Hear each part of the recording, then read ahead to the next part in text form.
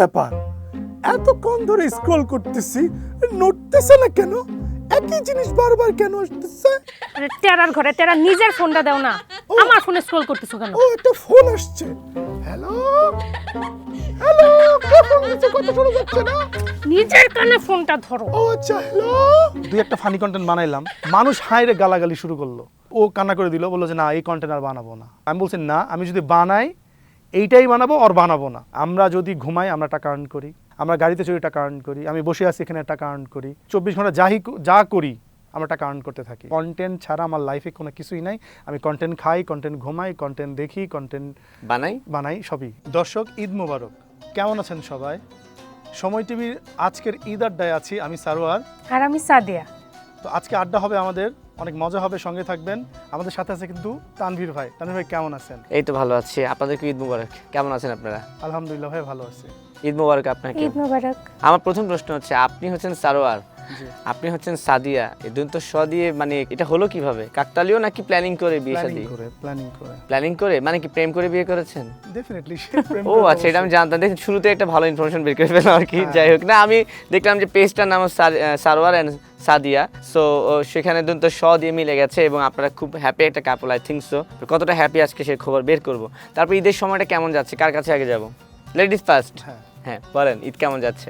ঈদ আলহামদুলিল্লাহ অনেক ভালো কাটালাম।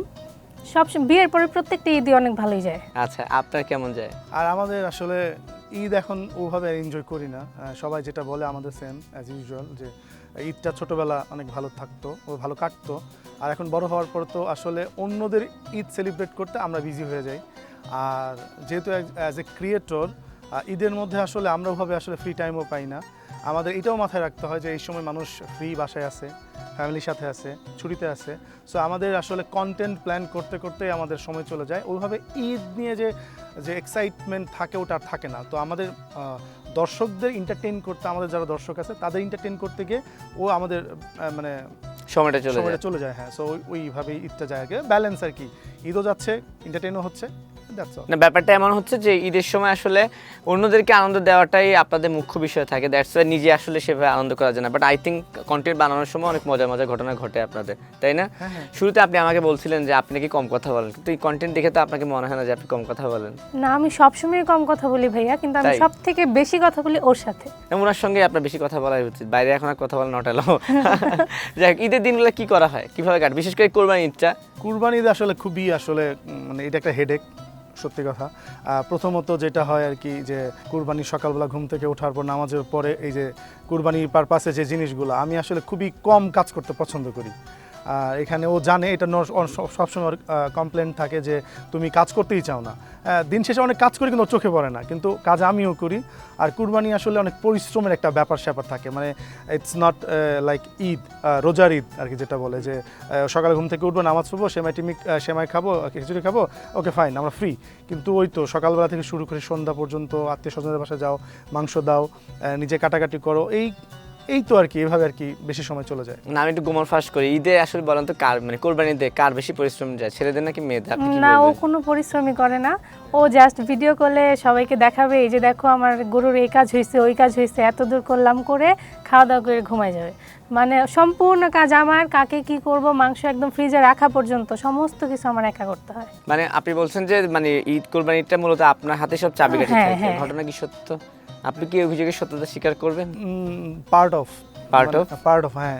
এটা ও আসলে ব্যাপারটা হচ্ছে কি, ওর চোখে লাগে এরকম যে আমি একটা কষাই হব ঈদের দিন, লুঙ্গি পরে বসবো, মনে করেন হাতেরা চাপাতি থাকবে, আমি হাড় ভাঙবো, হাড় কাটবো, মানে গায়ে একটু রক্ত লেগে থাকবে, যা তা অবস্থা, মানে ঘাম মুছবো, ওরকম ক্যারেক্টারে দেখতে চায়। আসলে শহরে যারা আমরা থাকি তারা তো সচরাচর সবাই তো আমরা কষাইকে হায়ার করি, তারাই সব কিছু করে দেয়। এখন ওর মধ্যে আমার রোলটা আর কি আছে আমাকে বলেন? ওর মধ্যে আমি কি ডুব দিব না কি করবো? আমি কি করব? এখন যা করি অনেক করি। এখন হয়তো হতে পারে যে আমি খুব ভয় পাই গরু যখন ধরে, যে ওই পারপাসটা যখন হয়, তখন আমি একটু দূরে থাকি, মানে আমি দেখতেও পারি না, মায়া লাগে। আর দ্বিতীয়ত হচ্ছে আমি খুবই সফট, যে আমার আসলে প্রেশার লো হয়ে যাবে। দ্যাটস ওয়াই আমি দূরে থাকি ওইটা। এবং একটা মজার বিষয় কি জানেন, আপনাদের সঙ্গে আড্ডা দিতে শুরুতে আমি আমার ইন্ট্রো দিতে ভুলে গেছিলাম, একটু ইন্ট্রোটা দিয়ে আসি। হ্যাঁ, হ্যাঁ, sure, sure, দর্শকদেরকে তো আমার ঈদ মোবারক দিতে হবে। যে দর্শক, আপনাদের সবাইকে স্বাগত জানাচ্ছি সময়ের গল্পে এবং ঈদের এই বিশেষ আয়োজনে। ঈদ মোবারক আমার পক্ষ থেকে। দেখতে পাচ্ছেন শুরুতে আড্ডা দিচ্ছিলাম সারোয়ার এবং সাদিয়া আপুর সঙ্গে, তাদের সঙ্গে মজার আড্ডা হবে। সঙ্গে থাকুন, আশা করি ভালোই লাগবে। আপনার বিরুদ্ধে তো ওনার কমপ্লেন আসলে বলতে হয় না, আমরা তো অল টাইম দেখতেই থাকি, হুম। ঠিক আছে, কিন্তু বাস্তব জীবনে কি আসলে তাহলে আপনি কমপ্লেনের মধ্যে থাকেন? এটা তো ঘরে ঘরে কাহিনী। ঘরে ঘরে কাহিনী। আচ্ছা পৃথিবীর বুকে সব থেকে ভালো মানুষটা হচ্ছে তার বোনের স্বামী। আচ্ছা নিজের স্বামী তো কখনো ভালো হয় না। আচ্ছা। সব থেকে দুঃখিনী হচ্ছিল তার মা। আর এই যে কমপ্লেনগুলো থাকে আর কি, একটা মেয়ের পয়েন্ট অফ ভিউতে থাকে এরকম যে পৃথিবীর সব থেকে দুঃখী, লাচার, অসহায় তার ফ্যামিলি, আর শ্বশুরবাড়ির ফ্যামিলির লোকজন হচ্ছে সবচেয়ে পৃথিবীর মধ্যে সবচেয়ে ডেঞ্জারাস পিপল। তো এইটা অলওয়েজ থাকবেই। আপনি যার এক্সাম্পলই নিয়ে আসেন পৃথিবীতে, কোনো মানে খুবই রেয়ার কেসে এরকম আছে, বাট এটা মাইনর আর কি। আসলে এই স্ক্রিনে আমাদেরকে যেভাবে দেখা যায়, বাস্তবে তার অপোজিট। আমরা খুবই ফান লাভিং কাপল। আমরা একসাথে মুভি দেখি, লেট নাইট একসাথে ঘুরি, লং ড্রাইভে যাই, গান শুনি, সিনেমা দেখি এখন পর্যন্ত, একসাথে রাতে আবার খাই, খাওয়ার পরে আবার খাই, একসাথে খাই। খাইতে ইচ্ছা করলো, দেখা গেছে রাত্রে বের হয়ে গেছে গাড়ি নিয়ে। তো এরকম মানে আমরা স্ক্রিনে যা দেখা যায় খুবই সেন্সিটিভ বা খুবই অ্যাকশন এন্টারটেইনমেন্ট, তার ঠিক অপোজিটটা হচ্ছে স্ক্রিনে, যেটা আমরা খুবই একজনের প্রতি লয়াল অ্যান্ড লাভিং। আচ্ছা ঠিক আছে, আপনার কাছে আসি। আপনাকে তো কন্টেন্টে সবসময় দেখি যে আপনি হয় নির্যাতিত, না হয় খুব বিরক্ত, হ্যাঁ, না হয় মানে খুবই রাগান্বিত অবস্থায় আছেন। বাস্তব জীবনে আপনি কেমন? বাস্তব জীবনে ভাইয়া আমি খুবই কম কথা বলি। আচ্ছা। আমি মানুষের সাথে খুব একটা মিশতে পারি না, মানে আমি একটু শান্তশিষ্ট। তাই নাকি? কিন্তু আপনি যেভাবে ঝাড়ি মারেন, আপনার ঝাড়ি দেখে কে বলবে যে আপনি শান্তশিষ্ট? না, ওই যে শুরুতে বললাম যে আমার সব কিছু ওকে ঘিরে, আমি ওর সামনে অনেক কথা বলতে পারি, অনেক ঝগড়া করতে পারি। কিন্তু আপনাদের জন্য অনেকে ফ্যামিলিতে যে ঝগড়া লাগে সেটা জানেন?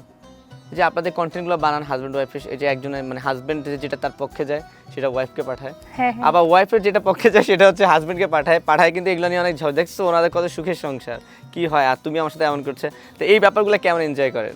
আচ্ছা, এটা এনজয়ের কোনো কিছু না। আসলে আমরা কন্টেন্টের ডিজাইন, প্ল্যান, স্ক্রিপ্ট যেটাই বলেন, এটা আসলে মানুষের রিয়েল লাইফ থেকে নেওয়া। মানে আমরা এমন কিছুই বানাই যেটা আসলে রিলেটেবল, বাস্তব। 100% তো কখনোই বাস্তব হইতে পারে না। আপনার মানুষকে এন্টারটেইন করতে গেলে তো অনেক কিছু অ্যাড অন করতে হয়, থাকে সেখানে। তো মোস্টলি আমাদের বলার ট্রাই করি বা এক্সিকিউট করি একটা গল্প, যেটা মানুষ মনে করবে যে না এটা আমার গল্প, বা এটা তো কমন, বা মানুষ ওইটাই ইন্টারেক্ট করে যেটা আসলে নিজের সাথে যায়। সো আমরা চাইলে তো অনেক কিছু বানাইতে পারি, আমাদের তো কোনো সেন্সরশিপ নাই। ফেসবুকের কোনো সেন্সরশিপ নেই, টিকটকে, ইউটিউবে কোনো সেন্সর নাই যে আমরা একটা কন্টেন্ট বানাবো, এটা একজনের কাছে যাবে, সেটা অ্যাপ্রুভ হবে, দেন এটা আমাদের ব্র্যান্ড প্রমোশনের ক্ষেত্রে হয়। আচ্ছা ঠিক আছে, একটু চলে আসতে চাই, যেটা হচ্ছে যে কন্টেন্ট ক্রিয়েশনের প্রশ্ন চলে আসছি। কতদিন হলো আপনারা কন্টেন্ট বানাচ্ছেন কাপল হয়ে? 3 years প্লাস। 3 বছর বেশি হয়ে গেল আর কি। আর বিয়ে হয়েছে কত বছর হলো? অনেক দিন। অনেক দিন। তাহলে অনেক দিন বিয়ে করেছেন, কিন্তু কন্টেন্ট বানাচ্ছেন 3 বছর প্লাস। কন্টেন্ট ক্রিয়েশনে আসলেন কিভাবে? মানে এটা আসলে কোনো ধরে বেঁধে বা প্ল্যান করে এখনকার মানুষজন বা এখনকার ক্রিয়েটর যারা আছে, তারা যেরকম একটা গোল নিয়ে বা একটা মাইন্ড সেট আপ নিয়ে কন্টেন্ট ক্রিয়েশনে আসছে, কোনো একটা পেশা রেখে বা পেশা ছেড়ে। আমাদের ক্ষেত্রে ডিফারেন্স, মানে এটা আমাদের ক্ষেত্রে ডিফারেন্স ছিল যে আমরা হাজব্যান্ড 24 ঘন্টা একসাথে থাকি। আমার অফিস ছিল হোম অফিস, রিমোট জব। ওই যে করোনার সময় নাকি? না, আমি জব করি 2011 সাল থেকে। আচ্ছা। একটা জার্মান প্রতিষ্ঠানের একটা রিমোট জবে ছিলাম, অপারেশনের অ্যাডমিনিস্ট্রেশনে। তো দেখা গেছে যে আমার অফিসই আমার বাসায়, আমার রুমের ভিতরে। সো 24 ঘন্টা বাসায় থেকে। তো অফিস শুরু হয় ইউরোপিয়ান টাইমে 2টায় 3টায়, আর শেষ হয় রাত 9টায় 10টায় এরকম। তো সকালবেলা যে টাইমটা বা হোম অফিস থাকার কারণে মানে একটা পজিটিভ দিক থাকে যে আপনি সবসময় যে টেবিলে বসে থাকতে হবে এরকম না। মানে আপনি উঠতেও পারতেছেন, ঘুরতেও পারতেছেন, সবই করতে পারতেছেন, আর কাজও করতে পারতেছেন। এটা একটা ভালো একটা দিক। আর যেহেতু আমি একটা ডিপার্টমেন্টের প্রধান ছিলাম, সো আমার একটু প্রেশার কম, আমার টিম মেম্বারদেরকে হ্যান্ডেল করা ছিল এরকম। তো আমরা শুরুতে অনেক কন্টেন্ট দেখতাম। মানে তখন তো কন্টেন্ট ক্রিয়েশন এরকম ক্রেজি মানে একটা জব বা একটা ক্যারিয়ার ছিল না যে এইটা একটা অনেক প্রফিটেবল বা এটা করলে অনেক কিছু করা সম্ভব, এরকম ছিল না। কিন্তু তখন এটা কারা করতো? যারা খুবই প্যাশনেট, মানে they want to do something different from মানে তাদের ফ্রি টাইম থেকে। তো ওরকম যারা ছিল, তো ওরকম আমরা ওয়ান অফ দেম ছিলাম। যে এরকম ছিলাম যে আমরা যে ওকে ঠিক আছে, আমরা 24 ঘন্টা একসাথে থাকি, so why not we should try কিছু একটা করা হ্যাঁ যায় কিছু একটা কিনা। করি না কেন। তো তার ভিতরে আবার আমাদেরকে অনেক এনকারেজ করছে। আমাদের এক পরিচিত একজন আছে আমাদের গ্রামেরই, ও অনেক আগে থেকে ক্রিয়েট করে, বাট আমার সবসময় এনকারেজ করে যে তুমি কেন বানাও না, তুমি কেন বানাও না। সম্পর্কে চাচা হয়, ওর নাম আচ্ছা, রাজু। তো আমি বলছি আজ বানাবো, কাল বানাবো। মানে তানভীর ভাই, আপনি বিলিভ করবেন না যে কন্টেন্ট ক্রিয়েশনে যে যে ইয়েগুলো থাকে, মানে অ্যাক্সেসরিজগুলো থাকে, আমি একটার পর একটা কিনছি। গেম্বল বলেন কিনছি, একদিন ক্যামেরা কিনছি, সব কিনছি, কিন্তু ওটা আলমারিতে থাকতো বানানো হতো না। আমি আচ্ছা। তখন যখন জিজ্ঞেস করতো তুমি এটা কিনলা করলা না কেন, এই আজকে করি, কালকে করি, পরশু করি। তখন না আমরা করতাম না, মানে কেন যেন সময় হয়ে উঠতো না, আমাদের কাছে খুব কঠিন মনে হতো। তারপর হুট করে একদিন আমরা দুজন কক্সবাজার চলে গেলাম, হুট করে ঘুরতে। তো সেপ্টেম্বর 29 তারিখ 2022, সবকিছু মনে আছে। হ্যাঁ গেলাম, ফার্স্ট কন্টেন্ট আপলোড দিলাম, কি রোদে পুরো কালো হয়ে গেছি, দিলাম যে অনেক দিন পর কক্সবাজার ঘুরতে আসছি। অ্যাজ ইউজুয়াল তখনকার সময় ক্রিয়েটররা কি কন্টেন্ট বানাইতো, লাইফস্টাইল কন্টেন্ট বানাতো, like husband wife couple, but lifestyle. ওয়াইফের দিয়ে ক্যামেরা ধরতেছে, হাজব্যান্ড পেছনে, এই জান কী করে দেখো আমার জান এটা করতেছে, গাইস আমি এখন এখানে আছি, এরকম কিন্তু ছিল। আর ট্রাভেল ছিল, আর ফুড ছিল। এন্টারটেইনমেন্ট কন্টেন্ট, যেটা এখন এন্টারটেইনমেন্ট ক্যাটাগরিতে যে মানুষ কন্টেন্ট বানায়, সেটা কিন্তু ছিল না। কেউ এন্টারটেনমেন্ট কন্টেন্ট বানাতো না, টিভি নাটক এন্টারটেনমেন্ট হতো, কিন্তু অ্যাজ এ ক্রিয়েটর হিসেবে মানুষকে বিনোদন দেওয়ার দেওয়ার জন্য শুধুমাত্র মেইন স্ট্রিমই ছিল। ক্রিয়েটররা কখনোই এন্টারটেনমেন্ট করার জন্য ক্যামেরার সামনে আসে নাই, মানে ওটিটিতে আসে নাই, মানে ফেসবুক, ইউটিউব, টিকটকে আসে নাই। তো আমরা নাম নিতে পারবো না যে কে ছিল, আমরা কাউকে দেখেও আসি নাই। আমরা লাইফস্টাইল ভিডিও বানানোর পরে আমি জিদ করলাম যে আমি লাইফস্টাইল ভিডিও বানাবো না, মানে এই যে হাজব্যান্ড ওয়াইফ কাপলের গল্প, কনভারসেশন, আমার কাছে মনে হতো যে এটা সবাই বানাচ্ছে, তো মানে এটা তো আমাকে ডিফারেন্স কিছু বানাচ্ছে না, মানে আমাকে তো চেনাচ্ছে না, একটা আলাদা একটা ক্যাটাগরিতে নিয়ে যাচ্ছে না, মানুষ আমাকে তো চিনবে না। আর 10 জন যে বানাচ্ছে আমি সেম বানাচ্ছি। ওর সঙ্গে শুরু হয়ে গেলো ফাইট। এটা নিয়ে মিটিং বসলো, মিটিং মানে ওর দুলা ভাইয়ের সাথে, মানে আমাদের গার্জিয়ানের মতো বিচার বসলো যে আমরা এটা করতে চাই না, তুমি তোমার বউয়ের কথা শোনো না, দেখো যেটা ভালো হয়। তো প্রথমে হলো তানভীর ভাই কন্টেন্ট বানাইতে গেলাম, 2-1টা ফানি কন্টেন্ট বানাইলাম, মানুষ হাইরে গালাগালি শুরু করলো, আচ্ছা। মানে নিতে পারতেছে না যে এরা এরকম করতেছে কেন, মানে তারা তো মানে they are not use to see, মানে তারা দেখে তো অভ্যস্ত না। তো তারা এখন যেটা দেখে অভ্যস্ত, লাইফস্টাইল, প্রেম করা, ভালোবাসা, বউ কেমনি ক্যামেরার সামনে ঘোরানো, এগুলা। সো হঠাৎ করে একজন এসে একদম নাটকের মতো ইন্টারাক্ট করতেছে, ডায়লগ দিতেছে, অ্যাকশন। আমাদের তো এন্টারটেনমেন্ট খুবই মানে একদম বোল্ড এন্টারটেনমেন্ট, মানে একদম অ্যাকশন টাইপের এন্টারটেনমেন্ট। আমাদের নর্মালি মিউজিক আমাদের খুব মানে সেন্সলি ব্যবহার করতে হয়। তো গালাগালি ও কান্না করে দিল, বললো যে না এই কন্টেন্ট আর বানাবো না। মানুষ গালাগালি করছে, আগেরটাই ভালো, আগে ক্যামেরা ধরলেই 3 মিনিটে ভিডিও হয়ে যেত, আর এখন অ্যাকশন। আমার এক সাইড মানে মাস্টার শট, 1:1, আমার মানে গ্রামাটিক্যাল মেনে যে হ্যাঁ সব শটগুলো থাকে। আমাদের যে শটগুলো নিতে হয় অনেক টাইম কনজিউমিং ব্যাপার। তখন বললো না বানাবো না এটা। আমি বলছি না, আমি যদি বানাই এইটাই বানাবো, আর বানাবো না। তারপর ওকে জিদে হারাইলাম। এখন আলহামদুলিল্লাহ গত বছর আমরা best entertainment creator of the year award পাইছি, ইন্টারন্যাশনাল অ্যাওয়ার্ড।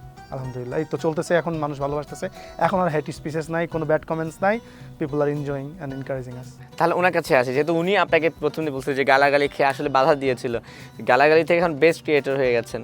এই যে জার্নিটা মানুষকে কনভার্ট করা, বা আপনার ফ্যামিলি কন্টেন্ট তো আপনারা বানান মানুষকে আনন্দ দেওয়া, বাসার ফ্যামিলির মধ্যে যে বিষয়গুলো হয় সেগুলোকে আসলে বাস্তবভাবে তুলে ধরা, অনেক হয়তো অস্বীকার করবে, কিন্তু আমাদের ফ্যামিলিতে এগুলোই হয়ে থাকে।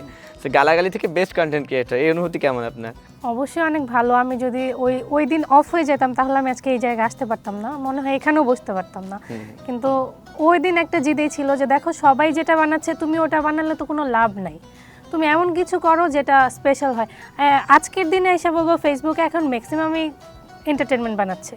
এখন যারা লাইফস্টাইলে খুব ভালো করতেছিল তারাও একটু ট্রাই করতেছে যে আমি একটু এন্টারটেনমেন্ট করি, কারণ মানুষ এটা বেশি পছন্দ করে। দিন শেষে মানুষ হাসতে ভালোবাসে। দিন শেষে আমাদের কমেন্ট সেকশনে এরকম কমেন্টও আসে যে মন খুব খারাপ ছিল, কান্না করতেছিলাম, আপনাদের কারণে করতে পারলাম না, মানে এসব অনেক ভালো লাগে, আমি অনেক এনজয় করি। আর রাস্তাঘাটে যখন বের হই মাশাআল্লাহ মানুষ আমাদেরকে অনেক বেশি পছন্দ করে, একসাথে আসে, কথা বলে, অনেক ভালো লাগে। আচ্ছা, রাস্তাঘাট প্রসঙ্গে আসবো, কিন্তু একটা জিনিস আমি প্রশ্ন করবো, সেটা হচ্ছে যে রিসেন্টলি আপনার একটা কন্টেন্ট আমি দেখছিলাম যে আপনি রান্নাঘরে বসে, রিসেন্টলি আপনার অনেক কন্টেন্ট দেখা যায় যে আপনি আপনার শাশুড়িকে নিয়ে অনেক মন্তব্য করতেছেন, আমার শাশুড়ি লাট বাহাদুর বুড়ি, বসে বসে শুধু অর্ডার করে, হ্যান করে, ত্যান করে। তো অবশ্যই তো আপনার শাশুড়ি বেঁচে আছে, আপনার কন্টেন্ট শাশুড়ি দেখেছে? জি। দেখে কিছু বলে না যে আপনার আম্মা বা শাশুড়ি যে মা দেখেন তো এটা কেমন হতে, কি বলছে? না, এমনিতে হাসে, বলে তুমি এটা বলছো না, আমাকে এটা বলছো, তখন ও বলে না মা এটা না, এটা না, এটা তো এমনি ভিডিও। হ্যাঁ, হ্যাঁ। ওনারা বুঝতে পারে। কিন্তু এমন কখনো বিপত্তি হয়েছে, ধরুন আপনি কন্টেন্ট বানিয়েছেন মজা করেই, কিন্তু কেউ একজন সেটা দেখে রিয়াকশন দিয়ে বসেছে, সেটা ফ্যামিলি হোক বা ফ্যামিলির বাইরে হোক, এমন কখনো হয়েছে? আমার বোন মাঝে মাঝে রিয়াক্ট করে। রিয়েক্ট করে? হ্যাঁ, কি বলে? যখন ননদের কোনো কন্টেন্ট হয় সেখানে ও রিয়াক্ট করে, এটা হ্যাঁ। যে এটা তো আমাকে মানে ওইটা ভাবে বলে না যে, বাট সেও তো ননদ। হুম হুম। আমাদের কন্টেন্টটা আসলে কি, আসলে কাউকে হার্ট করার জন্য, কোনো কমিউনিটি, কোনো মাইনরিটিকে হার্ট করার জন্য না। আমাদের কন্টেন্টটাই শুধুমাত্র এন্টারটেইন করার জন্য, কারণ আমাদের দর্শকটাই হচ্ছে একদম 4-5 বছর থেকে শুরু করে বৃদ্ধ পর্যন্ত। আমাদের কোনো দর্শকের কোনো ক্রাইটেরিয়া নেই, একটা এজ লেভেল নাই। আমাদের কন্টেন্ট বাবা মা দেখতেছে, বাচ্চা এসে দেখতেছে, মানে আমরা নিজেরাই সেন্সর করি যে আমরা এমন কন্টেন্ট বানাবো সব এজের people on the same time, in the same time স্ক্রিনে দেখতে পারবে, কেউ যেন না দেখা যাবে না এরকম যেন না বলে। সো এই জন্য আমাদের খুব বুঝে শুনে কন্টেন্ট বানাইতে হয়, এবং আমরা মোস্টলি বাচ্চাদের জন্যই কন্টেন্ট বানাই, তাদের মানে যদি তারা বিনোদন, দেখে, pure বিনোদনের জন্য বিনোদন দেখে, যেটাকে right, বলে। right. কিন্তু কন্টেন্টের ক্ষেত্রে তো আমি আপনার অনেক ক্যারেক্টার খুঁজে পাই। কখনো দেখি যে আপনি স্বামী, কখনো আপনি টেরা, দেখলাম যে একদমই অরিজিনাল টেরার মতন, ঠিক আছে। কখনো দেখি যে আপনি বাচ্চার ক্যারেক্টার, বিভিন্ন ক্যারেক্টার। এই ক্যারেক্টারগুলো সম্পর্কে একটু জানতে চাই, কি কি ক্যারেক্টার প্লে করেন আর ক্যারেক্টারগুলো আসলে সিলেক্ট হচ্ছে কীভাবে? আচ্ছা, সেটা হচ্ছে যে আমরা একটা জিনিস বিলিভ করি যে আমি যদি সেম কন্টেন্ট মানে days and days, weeks and weeks, month and month, same টাইপের অফ কন্টেন্ট যদি আমি বানাই, মানে ভেরি সুন যে আমার অডিয়েন্স বোর হবে। মানে আমি প্রত্যেক দিন আমার ওয়াইফের সাথে আমি ইন্টারেক্ট করতেছি অ্যাজ এ হাজব্যান্ড অ্যান্ড মানে শি অ্যাজ এ ওয়াইফ, একই ক্যারেক্টার, তো এইগুলো গল্প তো একদিন শেষ হয়ে যাবে। আর সবচেয়ে বড় কথা যে আমার একটা গল্প মাথায় আছে, সেই গল্পটা এক্সিকিউট করতে গেলে শাশুড়ি দরকার। আমার ফ্যামিলিতে অনেককে জিজ্ঞেস করছি রিলেটিভের মধ্যে যে তুমি শাশুড়ি রোল প্লে করবা কিনা, তারা ইগনোর করে, বলছে না আমি কেন শাশুড়ি হব, মানে সে তো মানে ওল্ড না, সে তো মানে সে চায় যে একটা সুন্দর ক্যারেক্টার আসতে, কারণ আমার অনেকগুলো ক্যারেক্টার থাকে। তখন আমি নিজে জিত করলাম যে মানে ওরে একদিন আমি বলছি যে একদিন দেখো যে আমি প্রতিটা ক্যারেক্টার প্লে করবো, মানুষ আমাকে গালি দিবে না, কারণ আমার মুখে দাড়ি আছে, আমি একজন ছেলে মানুষ। আমি যখন শাশুড়ি রোল প্লে করি তখন মানুষ ভুলে যায় যে সে একটা ছেলে, বা তার মুখে দাড়ি আছে, বা সে একটা মেল। সে তখন ওই ক্যারেক্টারের মধ্যেই ঢুকে যায় যে this is the real character of শাশুড়ি। মানে আমার মাথায় থাকে যে আমি যে ক্যারেক্টারটা করবো ওর এক্সিকিউশন পারফেক্ট হইতে হবে, মানুষ আমার ওইটা ওভারল্যাপ করে যাবে যে আমি হচ্ছে অ্যাজ এ মেল। হ্যাঁ, তো আমার এত গল্প, এত ক্যারেক্টার আমাদের চারপাশে, তো আমি এগুলো যদি প্লে করতে যাই, তো আমার ছেলেকে তো দিয়ে আমি তো আর যেমন আমার পপুলার ক্যারেক্টার দীপু, একটা মানে বিখাউজ একটা ছেলে, সমাজে থাকে না কিছু বাচ্চা পাশের বাড়ি যে অত্যাচার করে, এটা সেটা করে, দুনিয়ার ভাবিরা কিছু বলতে পারে না। হ্যাঁ, তো এরকম ক্যারেক্টার, তো এটা প্লে কিভাবে করবেন আপনি? আমি যে মানে অ্যাগ্রেশন নিয়ে করব বা যেটা আমি আউটপুট দিব, এটা তো আমি কাউকে তো আমার ক্যামেরার সামনে এটা আসবে না, সো ডেফিনেটলি আমাকে করতে হবে। সো আমি এটা করে ফেলছি। আর আমার ক্যারেক্টারগুলো মানে যেগুলো ক্যারেক্টার আমার সামনে আসে সেটা তো সমাজেরই ক্যারেক্টার, সেটা আমি প্লে করি, এটা করতে মজাও পাই, আর এটা চ্যালেঞ্জিংও অনেক, কারণ আপনি বাংলাদেশের অনেকেই করে। আমার আইডল হচ্ছিল সুনীল গ্রোভার, মেবি আপনি জানেন তানভীর ভাই, কাপিল শর্মার নাইটের সুনীল গ্রোভার। সুনীল, হ্যাঁ সুনীল, ওনাকে আমি প্রচুর ফলো করি। হ্যাঁ রাইট, উনি অনেক ক্যারেক্টার করে, ফিমেল ক্যারেক্টার। সো আমি ওকে বলছি, এবং আমাদের ফলো লিস্টের মধ্যে ফার্স্ট ফলোয়ার উনি। আমি 4 জনকে ফলো করি, ওকে, আমার একটা প্রোফাইলকে, আবার সুনীল গ্রোভারকে ফলো করি। আরেকজন তো বাদ রয়ে গেল, একটা কে? আরেকজন কেন, 3 জনই মনে হয়, বা 4 জন, হ্যাঁ এরকমই হবে। তো বিষয়টা হচ্ছে যে এরকম ওনাকে ফলো করি প্রচুর। উনি যে ওনার মতো তো আমি পারবো না, বাট উনি তো মানে কি বলবো, ওনার কোনো তুলনাই হয় না। সো আমি ওকে বলছি যে একটা ছেলে যদি এই ক্যারেক্টারগুলো প্লে করতে পারে, আমার কাছে ক্যারেক্টারটাই মূল, মানে অডিয়েন্স কি বললো বা অডিয়েন্সকে আমি যে মেসেজটা দেওয়া দরকার এটা আমি প্রপার দিতে পারতেছি কিনা, এটাই আমার হচ্ছে মূল গোল। মানে এর বাহিরে আমি কি সালোয়ার পরলাম না মিক্সি পরলাম, বা আমার শাশুড়ি উনি তো মারা গেছেন, তো ওনার কস্টিউমগুলো উনি মানুষকে দিয়ে দিতে চাইছিল, যে মানুষকে দিয়ে দিবে, মেমোরিজ রাখবে না, দিতে হয় যেটা। আমি বলছি না, ওই ওনার কাপড়গুলো থাকবে। আমার ম্যাক্সিমাম কন্টেন্টে অ্যাজ এ শাশুড়ি হিসেবে যে রোলগুলো প্লে করি সবগুলো কস্টিউমই আমার শাশুড়ি। হ্যাঁ, এবং ওগুলো পড়তে আমি খুবই ভালো ফিল করি, এবং আমি ওটা পড়ে এন্টারটেইন করি এবং ক্যারেক্টার এক্সিকিউট করি। আচ্ছা, আমি এখন হালকা একটু পরীক্ষা নিই না, আপনি যে টেরার ক্যারেক্টার করেন, দেখতে তো অরিজিনাল টেরা মনে হয়, একবার দর্শকদেরকে দেখাবেন নাকি? এটা তো নরমাল, যে কেউ টেরা হইতে পারে। না, আমি তো অনেক ট্রাই করছি, আপনি জানেন, সিরিয়াসলি আমি আপনার ওই চোখ ঘোরানো দেখে আমি বাসা অনেক ট্রাই করছি, কিন্তু আমার হয় না ভাই। না, এটা কঠিন তো কোনো বিষয় না। ধরুন এখানে একটা ডায়লগ ধরুন টেরা হয়ে একটু আপুকে উদ্দেশ্য করে যদি দিতেন, কিছু সম্ভব কিনা? আচ্ছা, জিনিসটা এরকম ছিল যে আমাদের প্ল্যান ছিল এরকম যে আমি টেরা হয়ে, আমার হাতের ফোনটা ছিল এরকম, ফোন রেখে বলতেছি, ও ফোন দেখতেছে, আমি ফোন দেখতেছি, তা আমি টেরা হয়ে তাকে ওর ফোন স্ক্রল করতেছি, কি রে এতক্ষণ এতক্ষণ ধরে স্ক্রিন নড়াচ্ছি, শালা নড়ে না কেন? সেম জিনিস কিভাবে আছে এখানে? তখন ও বলতেছে যে এই টেরা, তুমি তো তোমার স্ক্রিন ঘষো, আমার স্ক্রিন কেন ঘষতেছো? ডায়লগটা উনি দেখতেন, ওনার তখন তো ভয়েস অনেক চেঞ্জ হয়ে যায়, একটা ঝাড়িটা মারে প্লিজ আমরা একবার ট্রাই করে দেখি না। কি ব্যাপার, এতক্ষণ ধরে স্ক্রল করতেছি, নড়তেছে না কেন? একই জিনিস বারবার কেন আসতেছে? আরে টেরার ঘরে টেরা, নিজের ফোনটা দাও না, আমার ফোনে স্ক্রল করতেছো কেন? ও একটা ফোন আসছে। হ্যালো হ্যালো, কে ফোন দিচ্ছে? কথা শোনা যাচ্ছে না। নিজের কানে ফোনটা ধরো। ও আচ্ছা, হ্যালো